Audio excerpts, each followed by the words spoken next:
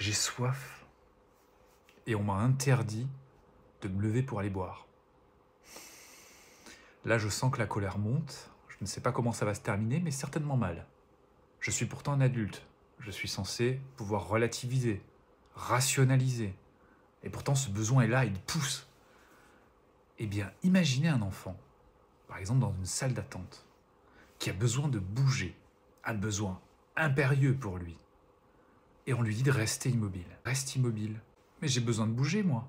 La consigne vient s'opposer au besoin. Est-ce que selon vous, l'enfant va parvenir à écouter et à respecter la consigne? Ça va être plutôt compliqué. Donc, on va s'assurer, lorsqu'on donne une consigne, qu'un des besoins de l'enfant n'est pas insatisfait. Et lorsque le besoin sera de nouveau satisfait, l'enfant pourra mieux collaborer.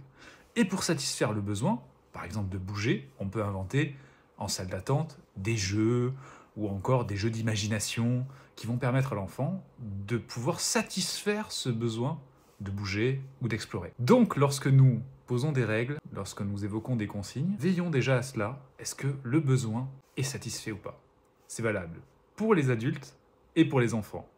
Et pour les enfants, c'est encore plus délicat puisqu'ils ne sont pas autonomes, donc ils ont besoin de nous pour veiller sur leurs besoins avant que eux le fassent par eux-mêmes, et surtout accueillir leurs émotions, parce qu'un besoin qui n'est plus satisfait va déclencher une émotion désagréable chez l'enfant, et l'enfant peut justement rentrer dans une tempête émotionnelle parce qu'un de ses besoins n'est plus satisfait. Et là, ils ont encore besoin de l'adulte pour accueillir cette émotion, les réconforter, et au fil des années, l'enfant y parviendra par lui-même, et même donc à verbaliser à la fois ses besoins et ses émotions.